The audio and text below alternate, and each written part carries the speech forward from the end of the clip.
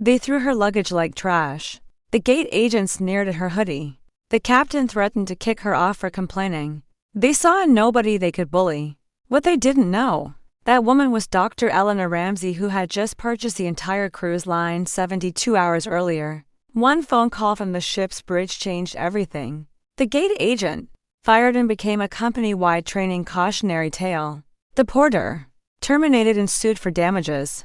The 30-year veteran captain, license under federal review, career destroyed. This gripping fictional drama explores how one thrown suitcase triggered a billion-dollar corporate transformation. Inspired by real workplace power dynamics.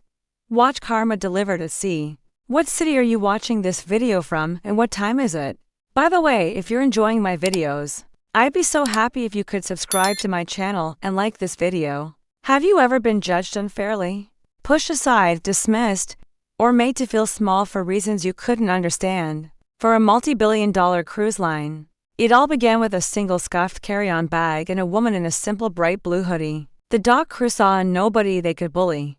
The captain saw a nuisance to be swatted away. They couldn't have known that the woman they were about to humiliate wasn't just another passenger. In 9 minutes, their world would be turned upside down because they had just thrown the luggage of their new owner. This isn't just a story of mistaken identity. It's a story of what happens when karma cashes its check on the open sea, and the bill comes due for everyone. Stay tuned. The air in Port Everglades Terminal 3 was thick with the usual cocktail of anxiety, stale coffee, and floor cleaner. It was a symphony of chaos conducted by the relentless rhythm of rolling suitcases and garbled final boarding calls.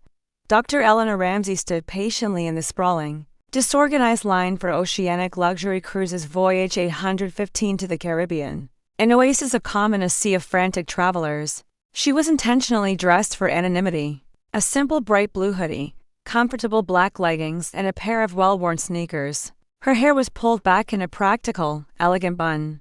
The only hint of luxury was the sleek, minimalist design of her carry-on. A carbon fiber suitcase by the boutique brand Tumi. It was a gift from a former business partner. More practical than flashy, but to a discerning eye, it screamed quiet wealth. The eyes agape before, however, were anything but discerning. The boarding agent, whose name tag read Karen Thompson, looked like she had been chewing on lemons since her shift started. Her face was a permanent mask of strained impatience, her lips a thin, disapproving line. She barked orders at passengers, her voice slicing through the din. Have your cruise cards and passports ready. Personal item and one carry-on only. We will be measuring bags. When Eleanor reached the front, she offered a polite, weary smile. Good morning. Karen didn't return the greeting. Her eyes flickered from Eleanor's face down to her simple attire, and then fixed on the Tumi suitcase. A smirk, barely perceptible but dripping with condescension, touched her lips. That's going to have to be checked, she snapped, not even looking at Eleanor. Instead gesturing vaguely towards the sizing bracket next to her podium, Eleanor glanced at her bag. Then back at Karen. I believe it's standard carry-on size. I travel with it all the time. Her voice was calm and even, betraying no irritation. She was observing, collecting data. This was, after all, a fact-finding mission. All the time on what cruise line? Karen retorted, her tone implying Eleanor was likely more familiar with budget carriers that had laxer rules. Oceanic has a strict policy. Put it in the sizer with a quiet sigh. Eleanor lifted the lightweight suitcase and slid it effortlessly into the metal cage. It fit perfectly, with room to spare. She looked back at Karen, a questioning arch in her eyebrow. The gate agent's face tightened. Being proven wrong so publicly seemed to be a personal affront. She leaned over the counter, her eyes narrowing. It's the weight, she declared, changing tactics. The closets in the staterooms on this ship are sensitive. We're checking all roller bags at the gate to balance the load. It was a blatant lie, and they both knew it. The man directly in front of Eleanor had boarded with a roller bag twice the size, and Karen hadn't batted an eye. He wore a tailored suit and a Rolex. Eleanor wore a hoodie. The equation was simple and ugly. Eleanor didn't argue the point. All right, she said softly. Please be careful with it. There's fragile equipment inside. She had her primary laptop in her backpack, but her secondary research tablet and some sensitive prototypes were in the suitcase. Karen snatched the bag by its handle, her movements jerky and aggressive. She slapped a bright pink gate check tag onto it with unnecessary force. It goes with the rest of them. No special treatment, she sneered, shoving the bag towards a porter waiting by the gangway door. As Elena scanned her cruise card, the machine beeped green. Karen tore the stub with a flourish and handed it to her without a word, her eyes already focused on the next person in line. Dismissing Elena as if she had never existed, Elena walked down the gangway, a knot tightening in her stomach. It wasn't about the bag anymore. It was about the casual, baseless disrespect, the sneer, the assumption. It was a symptom of a much deeper disease. And she was beginning to suspect the entire cruise line was infected. The purchase she had finalized just 72 hours ago was looking less like a business acquisition and more like an exorcism. She stopped at the small window on the gangway, looking down at the rainy dock below. The dock crew was working under the harsh glare of the floodlights. The porter from the gate, a burly man named Mike Flanagan, came into view, dragging her Toomey suitcase behind him. He wasn't placing it on the conveyor belt. He was walking towards the cargo hold with a distinct air of annoyance, as if the bag itself had personally offended him. And then she saw it. He reached the cargo bay door, looked around briefly, and with a grunt of exertion, he didn't place the bag. He didn't load it. He threw it. The sleek carbon fiber case sailed a few feet through the air and landed with a sickening, audible crack on the metal ramp before tumbling into the darkness of the hold. Elena froze. A cold, sharp anger, precise and potent, pierced through her calm exterior. It wasn't the hot, flash-in-the-pan anger of a frustrated passenger. It was a focused, glacial rage of a CEO watching an employee set fire to $1 million asset. That suitcase held more than just electronics. It held the evidence she needed. The very public, very clear, and very stupid evidence of a culture so broken it had just thrown its new owner's property into the belly of the ship like a piece of trash. The 9-minute countdown to their discovery had just begun. The image of her suitcase impacting the ramp was seared into Elena's mind. The sound of the crack echoed louder than the ship's engines. She turned from the window, her jaw set, and walked back up the gangway towards the gate. Her stride was now filled with a purpose that hadn't been there moments before. Karen Thompson was still processing passengers, her face a mask of bored authority. She looked up, and her expression soured instantly upon seeing Elena return. "The ship is boarding. You need to get to your stateroom," she said, her voice laced with the weary condescension of a teacher scolding a difficult child. "Your porter just threw my bag into the cargo hold. I heard it crack from here. I need to speak to a supervisor immediately," Elena stated, her voice low but carrying an undeniable weight of command. Karen rolled her eyes so hard it was almost theatrical. "Ma'am, the dock crew is trained to handle luggage. I'm sure it's fine. Now, please get on the ship before you delay the departure." "I am not getting on the ship until I have assurance that my property hasn't been destroyed," Elena insisted, refusing to be dismissed. "There are thousands of dollars worth of sensitive electronics in that bag. Your cruise line is now liable." The word liable was a trigger. Karen's bored expression sharpened into defensive anger. "Are you threatening me? Mike knows what he's doing. You're holding up the line. I can have you removed from this ship for being a disruptive passenger." The confrontation was drawing attention. Other passengers slowed, their curiosity piqued by the unfolding drama. This public escalation was precisely what Karen wanted to avoid. Yet her own abrasive nature was fueling it. From the ship's doorway, a figure emerged, exuding an air of unassailable authority. Captain David Warren, a veteran captain with silvering temples and a jaw that looked like it was carved from granite, strode towards the gate. He had the swagger of a man who hadn't been told no in decades. "What's the problem here, Karen?" His voice boomed. A perfect captain's voice designed to convey calm and control, though he used it now like a cudgel. "This passenger," Karen said, gesturing at Elena with a flick of her pen, "is refusing to board. She's making baseless accusations about the dock crew and delaying our departure." Captain Warren turned his gaze to Elena. He didn't see a respected scientist or a titan of industry. He saw a woman in a hoodie making trouble. His assessment was instantaneous and absolute.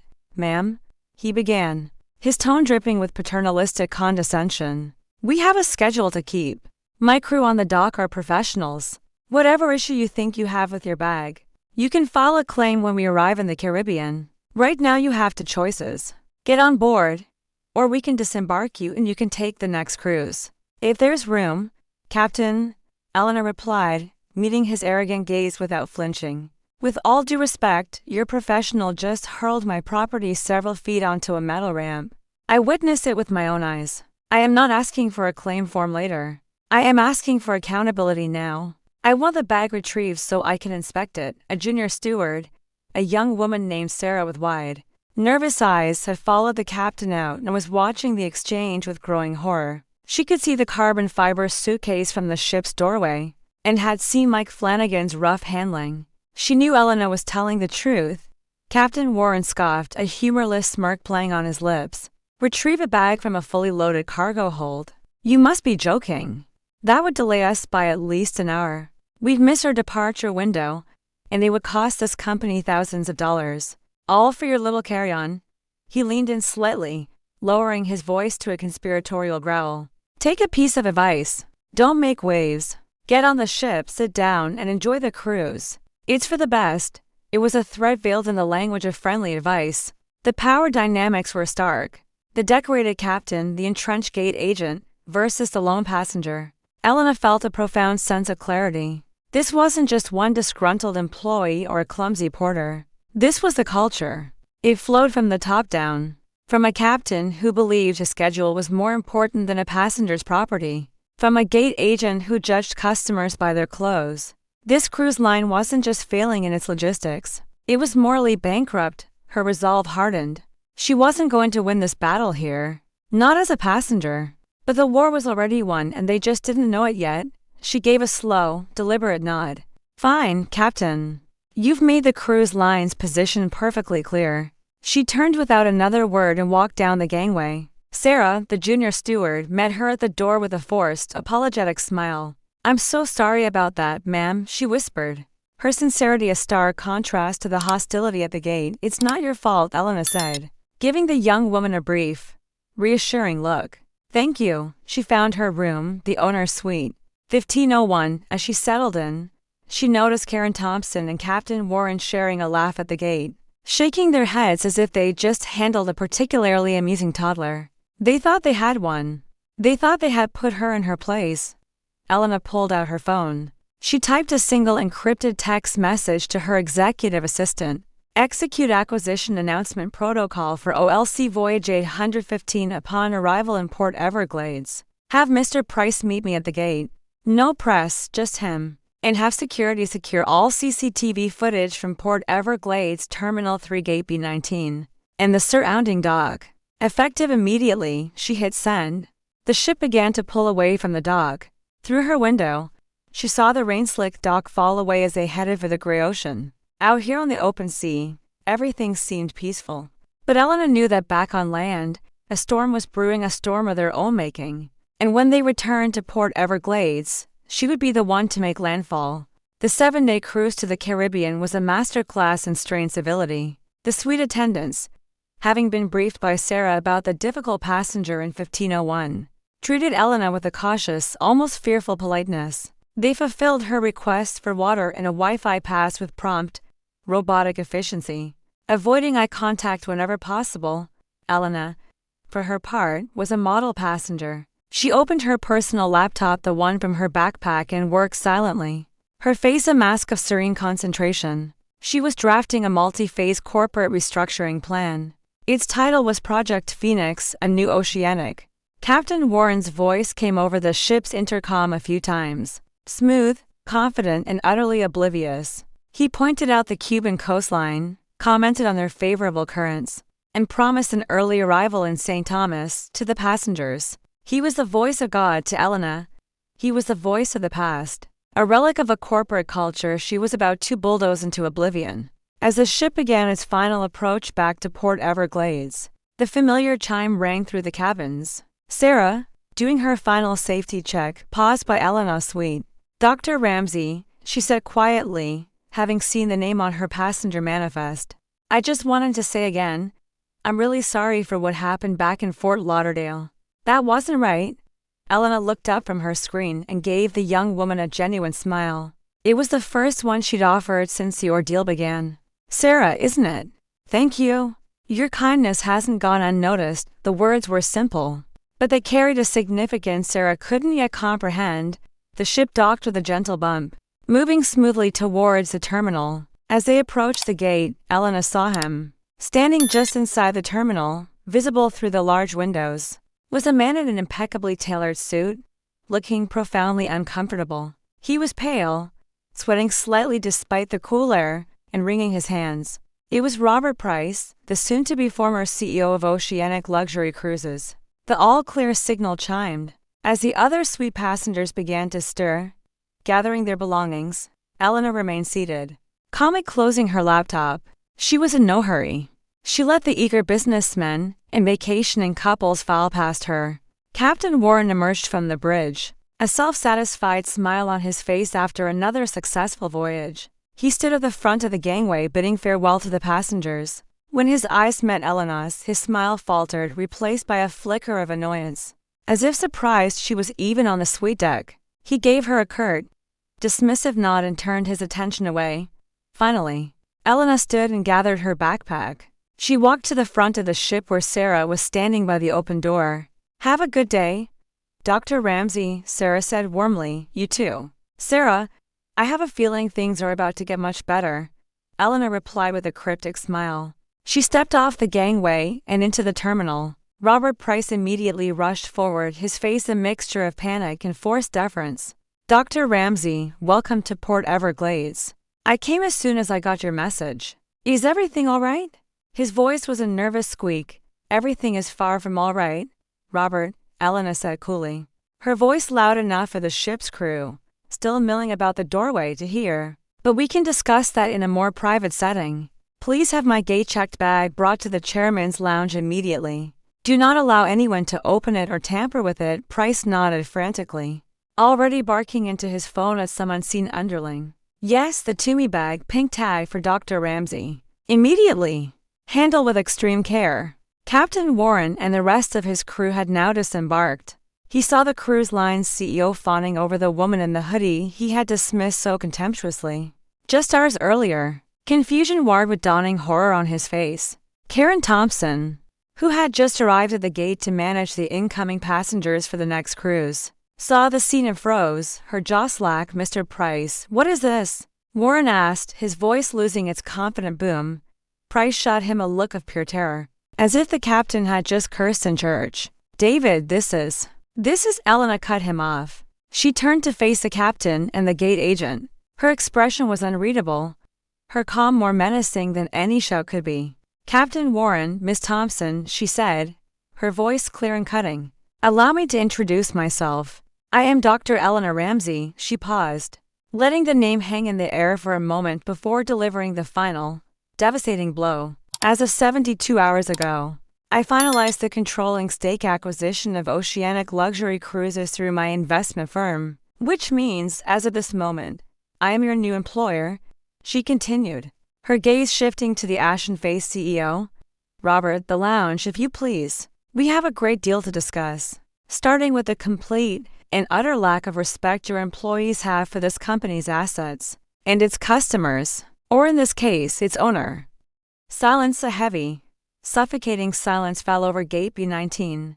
The background noise of the port seemed to fade into nothingness. Karen Thompson's face had gone from pale to a ghostly white, her mouth opening and closing silently like a fish out of water. Captain David Warren's legendary arrogance evaporated, replaced by a look of sheer, unadulterated panic. He looked as if the floor had just dropped out from under him in 10,000 fathoms of water. Sarah, still standing in the doorway of the ship, brought a hand to her mouth, her eyes wide with disbelief and a dawning sense of vindication. Elena gave the stunned crew one last, lingering look before turning on her heel. "Robert," she commanded, "let's go," as the CEO scurried to keep up with her. The shell-shocked crew of Voyage 815 was left standing in the middle of the terminal, the full, crushing weight of their actions finally and irrevocably crashing down upon them. They hadn't just mistreated a passenger. They had declared war on the Queen, and she had just taken the castle. The Oceanic Chairman's Lounge was a parody of corporate luxury. Plush leather chairs, dark wood paneling, and abstract art that cost more than a captain's annual salary. It was designed to insulate executives from the reality of the cruise line they ran. Today, It was a makeshift courtroom and judgment was in session. Elena sat in the largest chair, the one usually reserved for Robert Price. He, in turn, was pacing nervously by the floor-to-ceiling windows overlooking the dock, occasionally wiping sweat from his brow with a silk handkerchief. A few minutes after they arrived, a flustered port manager delivered the battered to me suitcase. The crack Elena had heard was now a visible spider web fracture across the top corner of the carbon fiber shell. The case was scuffed and dirty. Elena ran her fingers over the damage, her touch gentle, as if examining a wound. She didn't open it. The damage itself was Exhibit A. Robert. "Sit down," she said, her voice quiet but firm. He practically jumped into the chair opposite her. "Dr. Ramsey." "Elena," he stammered. "I am appalled. This is not what Oceanic stands for. I can assure you the employees involved will be dealt with in the severest possible terms. Termination, effective immediately." Of course, he was trying to get ahead of the problem, to offer a quick and bloody sacrifice to appease the new god. Elena held up a hand, silencing him. "Don't insult my intelligence, Robert.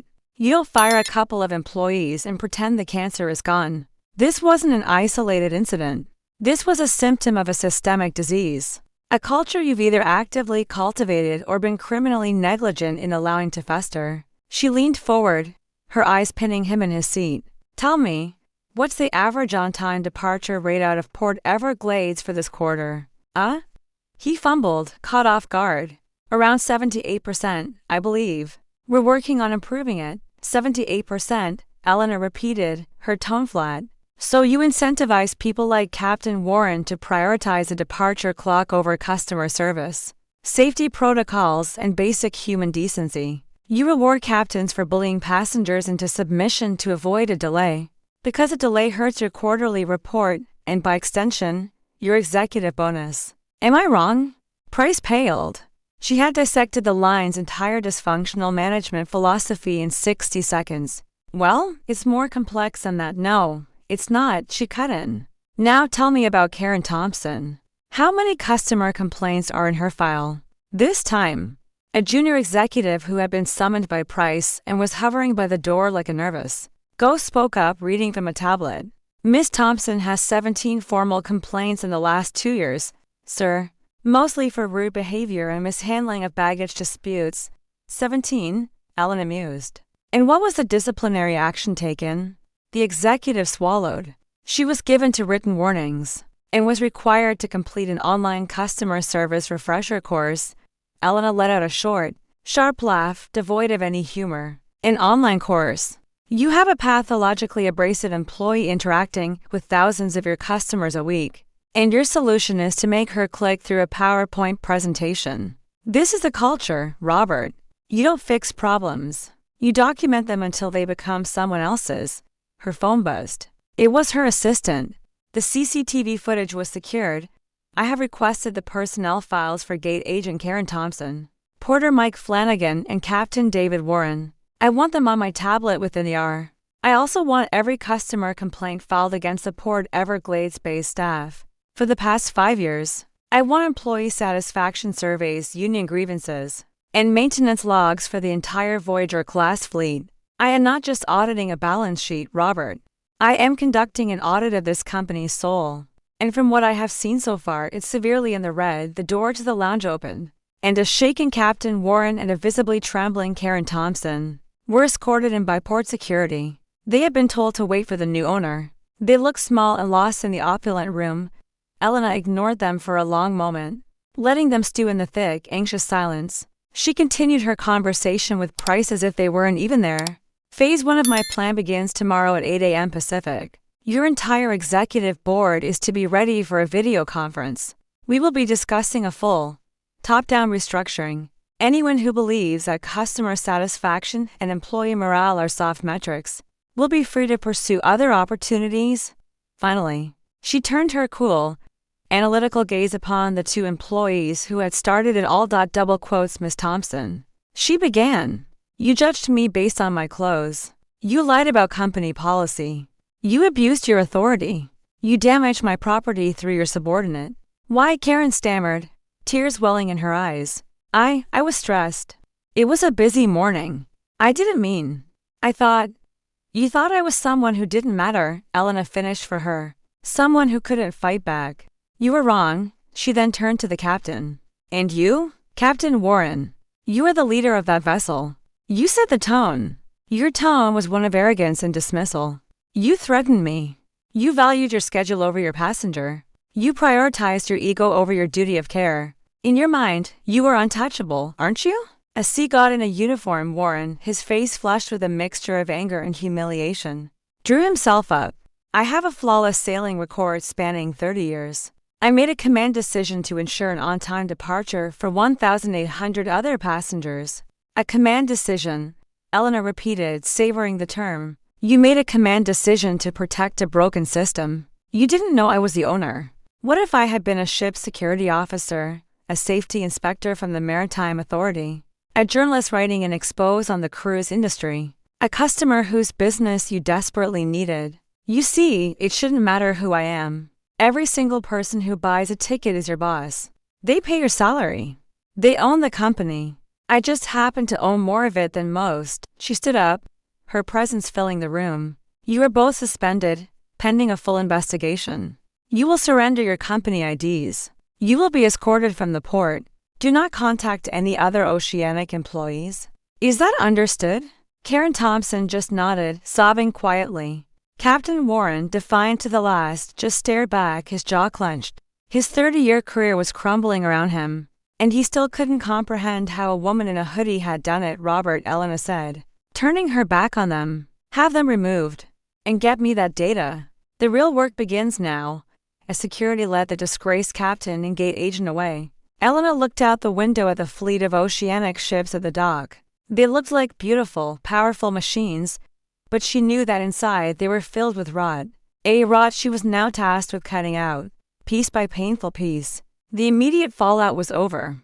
The real, systemic cleansing was about to begin. The first 72 hours of Dr. Eleanor Ramsey's tenure were not spent in a corner office or in press conferences. They were spent in the trenches. She turned the Miami headquarters into a war room not for battling other cruise lines, but for battling the inertia and decay within her own. The data she had requested poured in, and with every report, a more damning picture emerged. It wasn't just Karen Thompson. It was a pattern. Port Everglades was the epicenter of a toxic work environment. Employee satisfaction scores were the lowest in the company's network. Grievances cited understaffing, forced overtime, and a management team that ruled by intimidation. The online refresher course was a running joke among the staff, a meaningless box-ticking exercise that everyone knew was a substitute for real leadership. Mike Flanagan, the porter, had to prior write-ups for damaging luggage, both of which were downgraded to verbal warnings after the union intervened, arguing that the overworked dock crew was being held to impossible standards. They were right, but for the wrong reasons. Management cut corners on staffing to save money, leading to exhausted, resentful employees who took their frustrations out on the luggage. But the most revealing file belonged to Captain David Warren. His 30-year record was not as flawless as he claimed. While he had never caused a major incident, his file was littered with notations. Staff captains had filed confidential reports noting his cowboy attitude, pushing the limits on fuel conservation, and occasionally skirting communication protocols to get ahead in the docking queue. There were a dozen passenger complaints, all remarkably similar, arrogant, dismissive, and condescending. He was a legend on the bridge, but a liability to the brand. His seniority and his powerful position within the captain's union had insulated him completely. He was a classic example of what Elena called toxic high-performers, people who deliver on metrics, but poison the culture around them. Elena didn't just read reports. She walked the decks. She visited the crew quarters, the engine rooms, and the call centers wearing her simple, anonymous attire. She didn't announce herself as the owner. She just listened. She heard engineers complaining about having to cannibalize parts from one ship to fix another because of procurement delays. She heard reservation agents on the verge of tears as they dealt with angry customers, armed with nothing but a broken IT system and a script that offered apologies instead of solutions. Her most important conversation was with Sarah, the junior steward from Voyage 815. Elena had her flown to Miami, not for a disciplinary hearing, but for a consultation. They met in a quiet cafe far from the corporate headquarters. I need you to be honest with me, Sarah, Elena said, stirring her tea. Forget I'm the owner. Tell me what it's really like to work here, Sarah. Initially nervous, began to open up. She spoke of a culture of fear and exhaustion. Senior stewards hoarded the best routes and treated junior members like personal servants. Captains, especially senior ones like Warren, were treated like royalty. Their behavior never questioned. She talked about the pressure to turn the ships around so quickly that safety checks were rushed, and cleaning was superficial. We call it the oceanic shrug, Sarah explained. Something's broken. A passenger is upset. The catering is wrong, and management just shrugs. They tell us to deal with it, to make do. After a while, you start shrugging, too. You stop caring because it feels like the company stopped caring a long time ago. That phrase, the oceanic shrug, struck Elena like a physical blow. It perfectly encapsulated the systemic apathy. It wasn't malice. It was indifference, a rot that had set in from the CEO suite down to the docks. Robert Price and his board had been obsessed with stock price, route expansion, and fuel hedging. They looked at spreadsheets, not people. They saw passengers as revenue units and employees as labor costs. They had squeezed every last drop of goodwill out of the company until only a brittle, hollow shell remained. The incident at Port Everglades wasn't an anomaly. It was an inevitability. Elena's tech background gave her a unique perspective. She saw the cruise line not as a collection of ships, but as a massive, deeply flawed logistics and user experience platform. And it was failing on every conceivable level. Armed with this ground truth intelligence, she convened the emergency board meeting. The old guard, a collection of men in identical gray suits, appeared on the giant video screen in the boardroom, their faces a mixture of confusion and apprehension. Robert Price sat at the table with Elena, looking like a man on his way to his own execution. Good morning, gentlemen, Elena began, her voice calm and devoid of emotion. I'm sure you're all wondering why I've called this meeting. For the past 3 days, I've been conducting a deep diagnostic of our company. The results are in. We are not suffering from rough seas. We are in a nosedive and the bridge has been empty for years. She didn't shout. She didn't rage. She simply laid out the facts. One damning piece of evidence after another, the customer complaints, the employee surveys, the safety reports, the story of Sarah and the oceanic shrug. You have been piloting this company by looking at a faulty instrument panel, she told them. You measured on-time departures, but not employee burnout.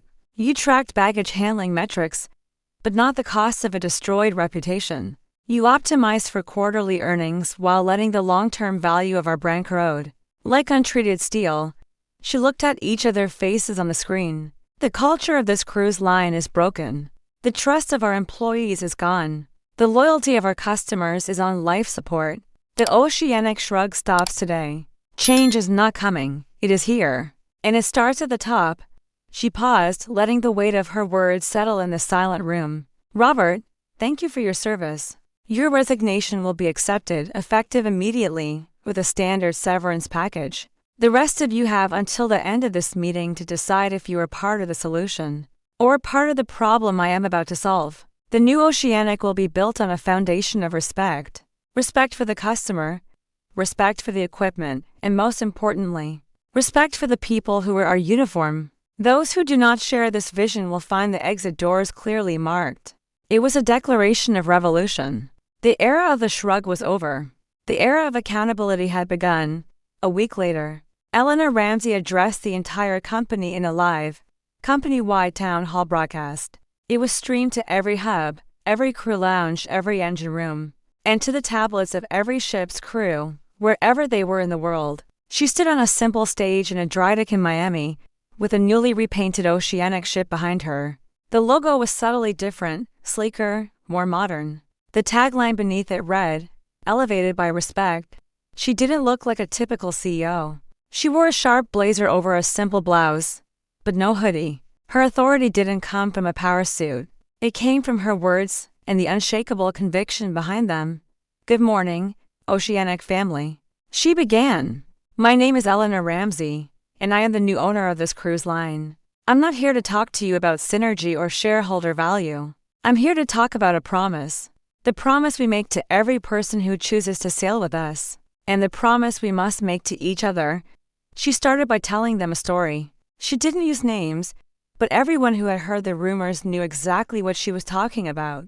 Recently, a customer was treated poorly at one of our gates, she said. She was judged by her appearance. Her concerns were dismissed, and her property was willfully destroyed by an employee who had forgotten what it means to care. The system from the gate to the bridge failed her. That passenger was me, a collective. Audible gasp rippled through the thousands of employees watching. The rumors were true. But this isn't about me, she continued quickly. It's about the fact that this could have happened to anyone. And the data shows that it has been happening to our customers far too often. And it stops now. Accountability is not a punishment. It is the bedrock of a healthy culture. Then, the karma was delivered. It was not vengeful or personal. It was precise, professional, and devastatingly just, effective last week, she announced. A number of personnel changes have been made. The former CEO, Robert Price, has resigned to pursue other opportunities. Several members of the executive board have also departed. We thank them for their service. It was a polite, corporate execution at the operational level. The employees in Port Everglades directly involved in the incident on Voyage 815 have been terminated for gross misconduct and violation of our code of conduct. For Karen Thompson, termination was just the beginning. Elena's new head of HR was building a new training module for all 30,000 employees. The centerpiece of this mandatory, multi-day, in-person training was an anonymized case study. It used the security footage of the gate interaction and the dock incident as a textbook example of cultural failure. It detailed how one employee's bias, one manager's dismissal, and one handler's frustration could cost the company millions in reputational damage. Karen Thompson wouldn't just be out of a job. Her legacy would be to serve as a perpetual warning for every future Oceanic employee.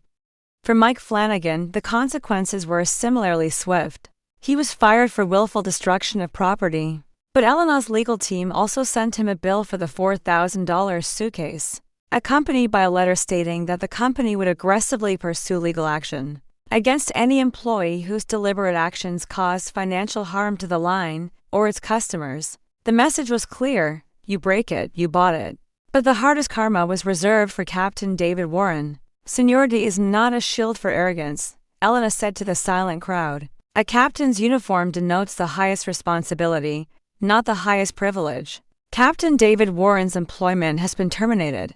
This sent a shock wave through the maritime community. Firing a 30-year veteran captain was unheard of. But Elena went further. An internal audit of Captain Warren's sailing records, prompted by his behavior on Voyage 815, revealed a pattern of non-compliance with standard operating procedures, and numerous passenger complaints that were systematically ignored by previous management. He demonstrated a consistent disregard for the core principles of bridge resource management, which places communication and teamwork at the heart of maritime safety. As a result, in the interest of public safety, Oceanic has forwarded our findings to the Maritime Authority for a full review of his license and qualifications. This was the ultimate blow. It wasn't just about his job at Oceanic. It was about his entire career, his identity. Elena had grounded the sea god, not out of spite, but by simply holding his record up to the light. His own arrogance, documented over years, was the instrument of his downfall. He would likely never captain a commercial vessel again. Elena then pivoted from consequences to commitment. She announced a 10% company-wide pay raise for all non-executive staff, effective immediately. She announced a $100 million investment in new dock equipment, updated IT systems for the gate agents, and refurbished crew lounges.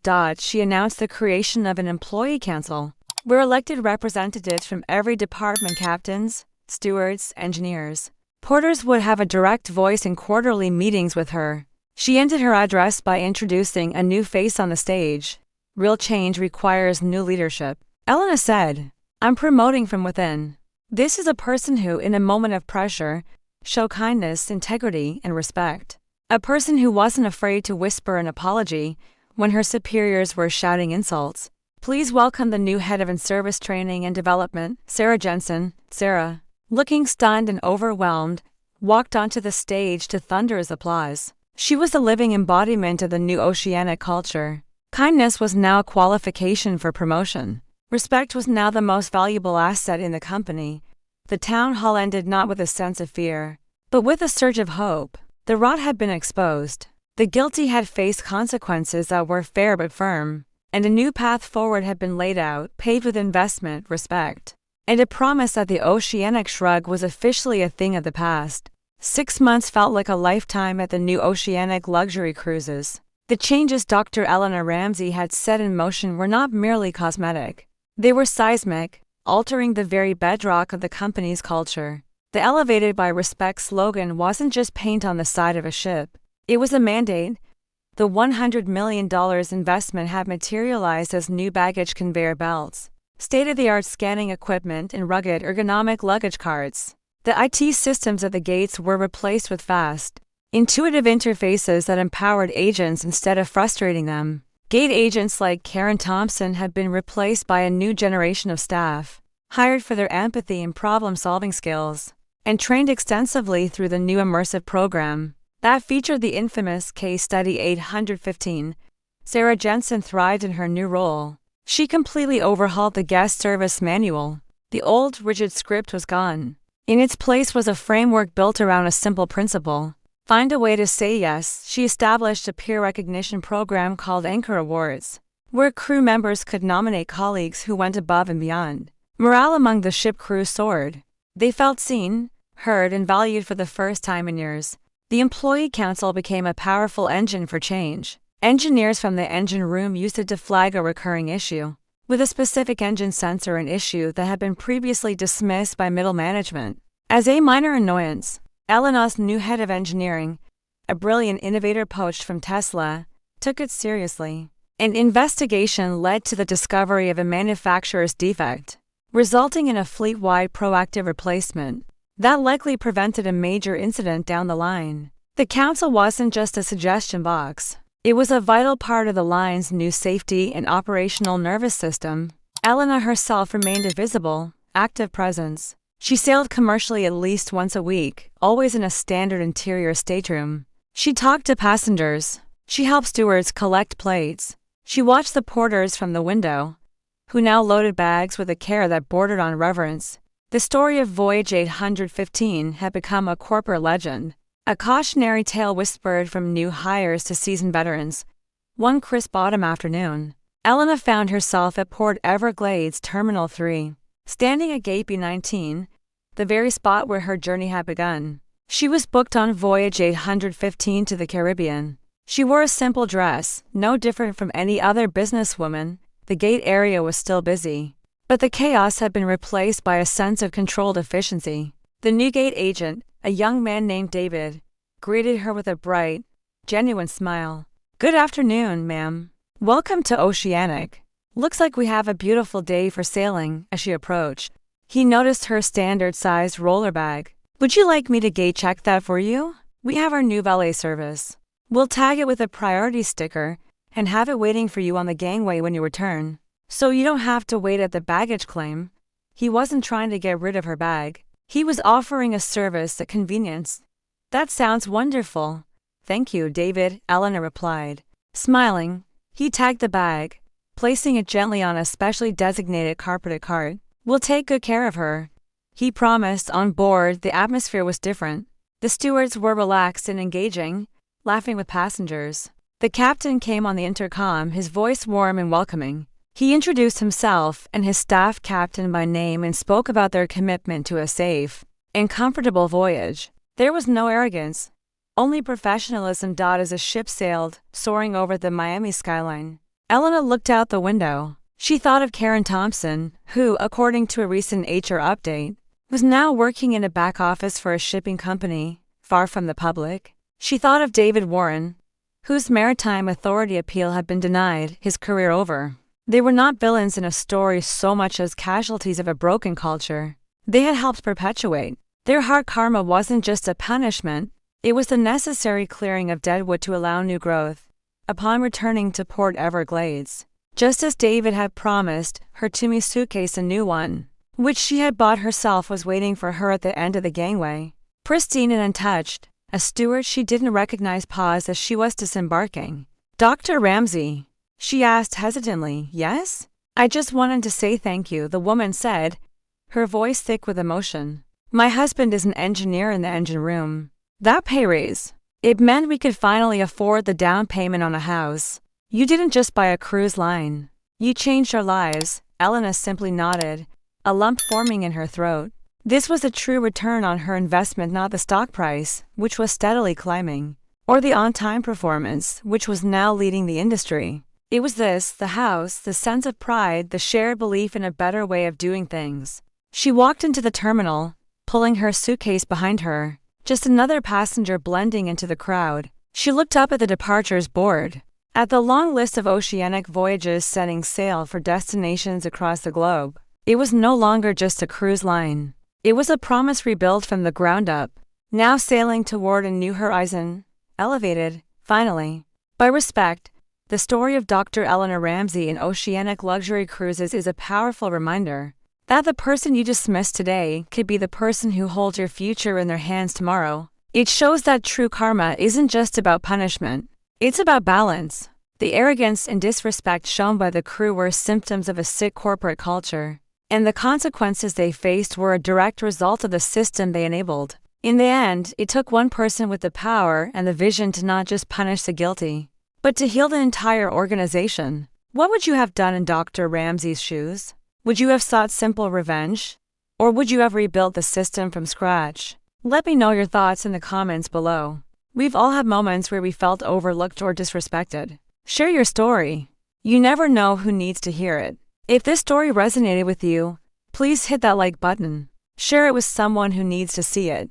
And make sure you subscribe to the channel for more true life stories of drama, karma, and ultimate justice. Thank you for listening.